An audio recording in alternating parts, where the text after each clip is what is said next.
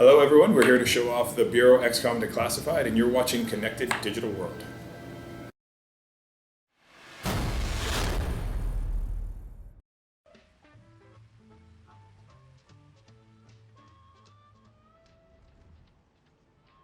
Hi, Andrew from Connected Digital World here. I recently visited 2K Marin Studios in San Francisco to take a look at the Bureau XCOM Declassified.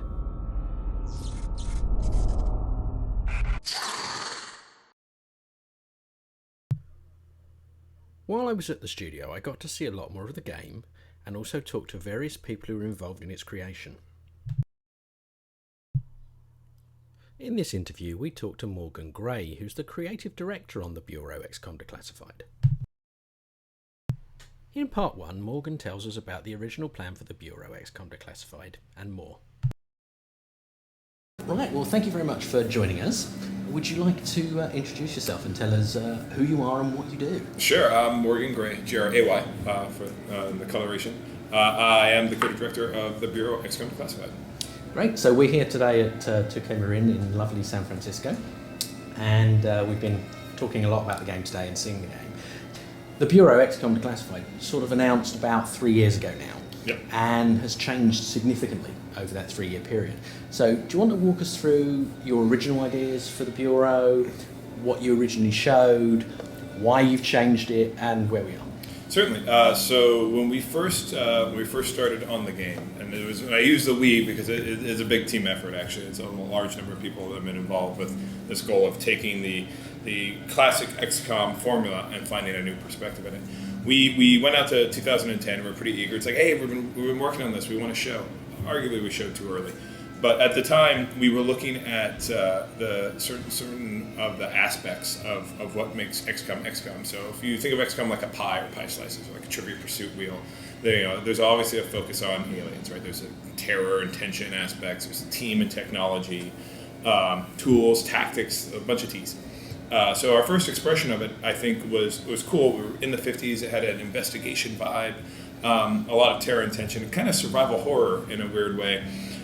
Sadly, a little more X-Files than XCOM. I think we were falling short of the mark. We were making something cool, but we weren't making something that felt XCOM or was benefiting from XCOM or trying to enhance the franchise and the universe. So we had a lot of thoughts, both internal and obviously we saw reactions out in the world, which mirrored actually a lot of the internal team, sort of polarizing, and really went back to the laboratory about, okay, what is the XCOM experience we're trying to do, which allowed us in the course of a year ago, the fantasy we're trying to fulfill here, or the statement we're trying to make is, what is it like to be a battlefield commander on the field with the men fighting the alien threat? So we retooled, we came back in 2011 and we showed a version of the game that still had sort of first-person William Carter player control, moving around the world, shooting your weapons, but a third-person tactical control module, we called it TAC mode back then, where you're issuing orders at frozen time at that point in time to your agents in the battlefield and really engaging with the tactical combat. We then enhanced that to go, well, if we're doing this tactical combat 60% of the time, let's do third person all the time. So we moved the camera, third person, got to see William as a character in the world, decided that frozen time, like if we're trying not to make an isometric turn-based game, why would we do frozen time? We get back to that, what's it like to be a battlefield commander under duress? So we did play with time modulation, got the formula that we now have with the Bureau, which is this third person real-time squad control, sort of squad versus squad, small unit tactics gameplay. We're just swapping out soldiers like Royal Marines versus Spetsnaz with XCOM operatives against aliens. So what was the reason behind going to 1962 as the setting? It's a rich tapestry back in the 60s. The benefit for us going to 60s was we're playing in that period that had a lot of things happening. So we still had the sort of original UFO scare from Roswell. In fact, just last week was the 66th anniversary of that incident, which is kind of cool. So we had the vibe of the period. We had the day the Earth stood still, the sort of classic sci-fi movies happening. We also had the Cold War tension. It was the NATO versus the Warsaw Pact, U.S. versus Soviet Union. Of course, there's more than just U.S., but in America, we see it in that lens. Their bombs are pointed at us. We had that sort of conspiratorial espionage vibe, the Dr. Strangelove period. We also had the space race vibe, NASA trying to get us going out of the Mercury program and Gemini to the Apollo program. It was just this rich fabric of a lot of great things happening all at the same time. in the history that we were like, this is the perfect setting. This is the wallpaper for us being able to tell a great story that is infused with all these aspects and touches on the aspects, so we can take something that's and then aliens attack and tell something a lot richer than just that one sentence.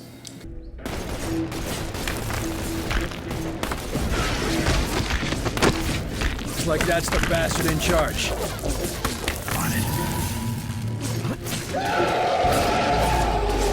How does this actually fit in with the other XCOM games and the XCOM story? So we are taking the opportunity with the Bureau to tell the never-before-told origin story of the XCOM operation. So we're at the height of the Cold War. We are a member of a bureau, a government organization dedicated to defending the United States against foreign threat. In this case, foreign equals the Russians.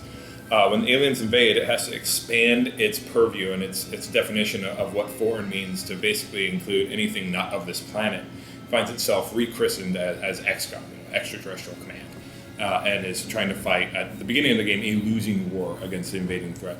Now, our hope is through the course of the narrative that we tie into all the XCOM sort of lore that's come before. We think of it. It's good explanation. So.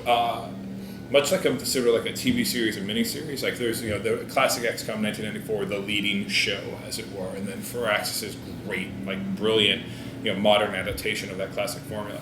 We feel like we're sort of a spin-off series that's telling a snippet of story, so it'd be like Torchwood to Doctor Who sort of vibe. That everything that's come before is still true because we're not invalidating anything. We're supplementing and enhancing and putting a lens on this brief period where, at least in the United States, this was the pre-natal, the pre-version organization that would ultimately become the international XCOM organization that everybody knows.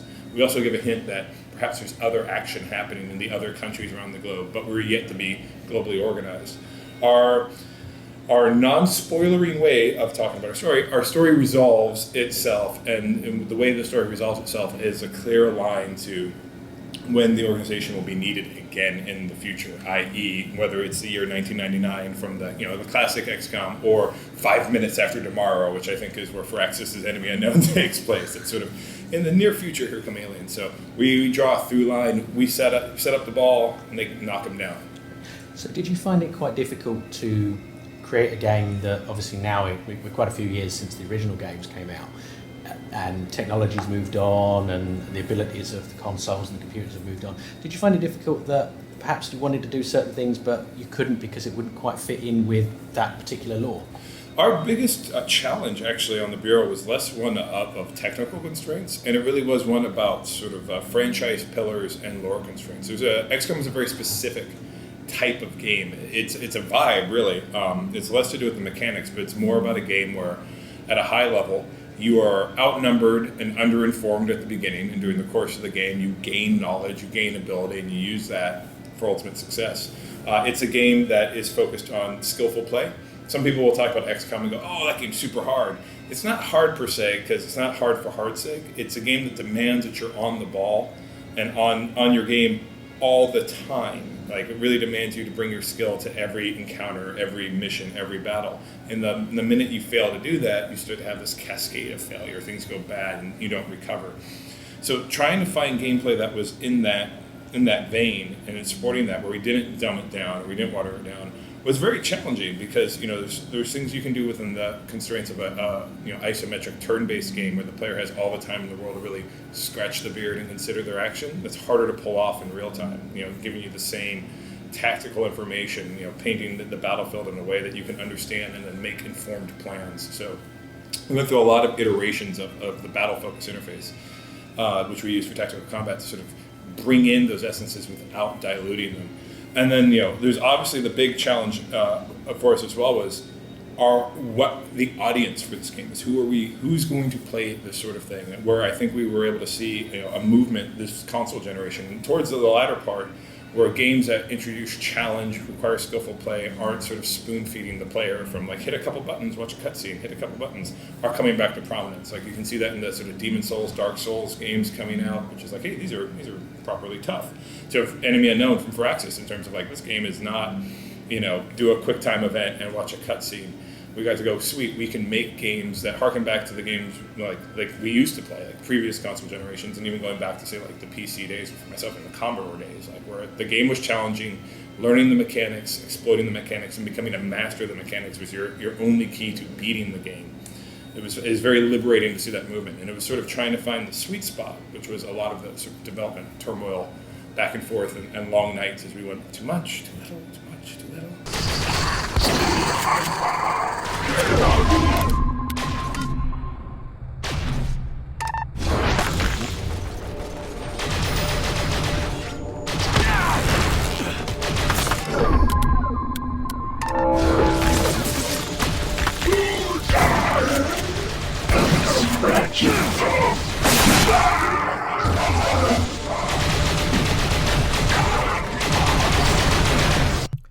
That's it for part 1. If you missed it, you can also watch the story of the Bureau interview with Eric Capone or the art of the Bureau interview with Jeff Weir by clicking on the screen now. And if you haven't subscribed to us, click on the link now for more interviews, gameplay footage, unboxings and more.